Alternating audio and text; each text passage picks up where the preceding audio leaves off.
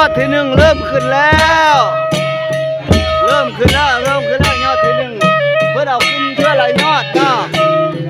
เอาขึ้นเท่าไรยอด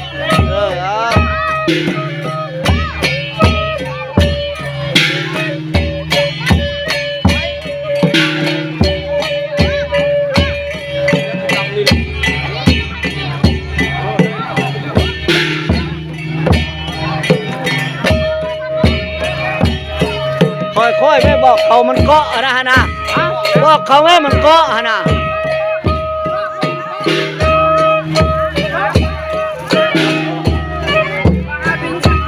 ขึ้นแล้วขึ้นฮอดแล้วขึ้นฮอดแล้วขึ้นฮอดแล้วยอดที่หนึ่งขึ้นฮอดแล้วพี่น้อง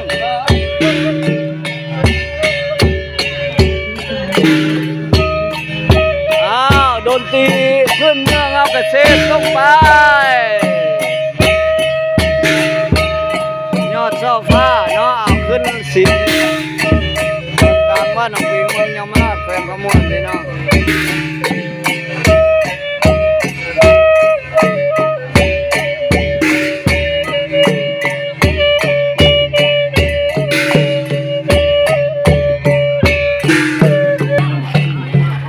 วันนี้ก็เริ่มยอดที่สอง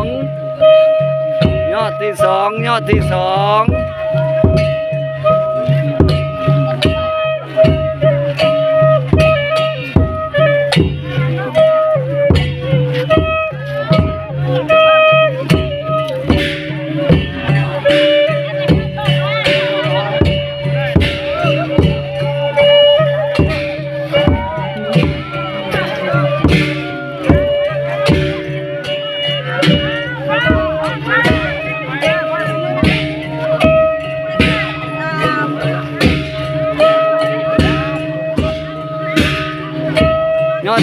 ขึ้นไปแล้วยอดที่สองขึ้นไปแล้ว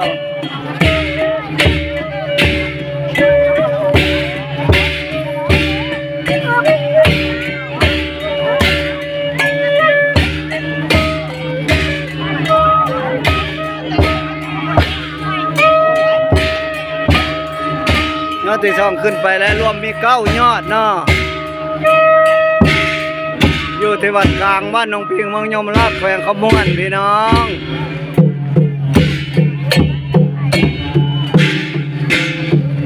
เอายอดโซฟาขึ้นหลังคาสิมที่วัดกลางหนองพิง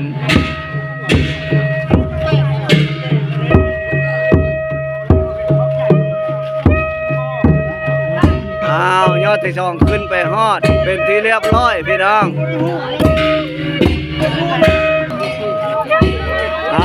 กำลังยอดที่สามบ่ได้ยอดที่สาม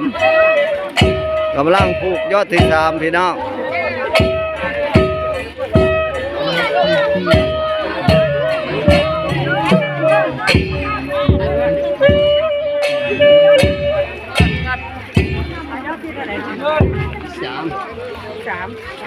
สั่งเบิดขึ้นเลยอ้วน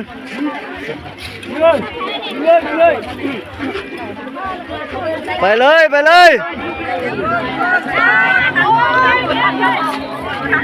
ขึ้นไปแล้วยอดที่สามขึ้นไปแล้ว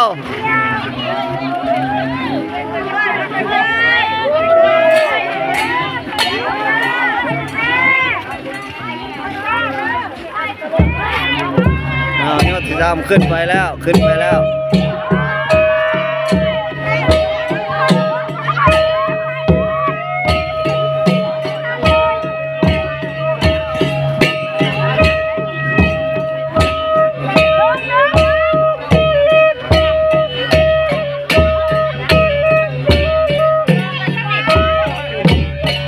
ตะกี้เราบ่ใส่เลย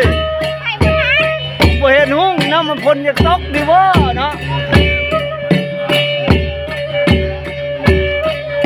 ยอดที่สามพี่น้องปล่อย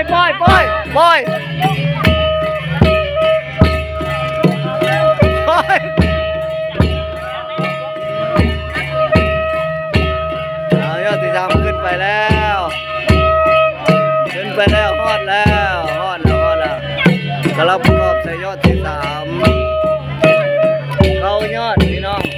ช้เวลาหลายเติบ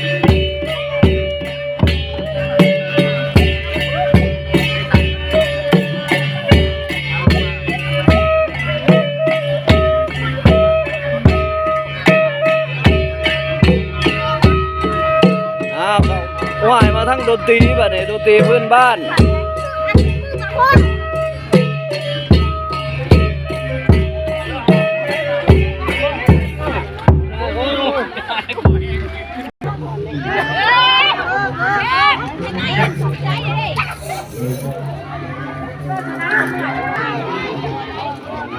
เอายอดที่สี่พี่น้องยอดที่สี่ขึ้นไปแล้วขึ้นไปแล้วโตเต้นขึ้นไปแล้วเอาคำคูณเอาอย่าญาติเดี๋ยวค่อยลูกหลานเอ้ยค่อยโตเต้นขึ้นไปแล้วเนาะยอดที่สี่เนาะ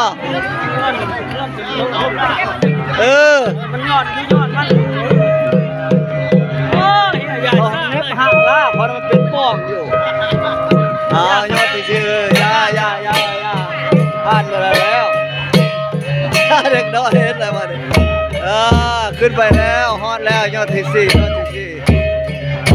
ขึ้นไปฮอดแล้วเนาะ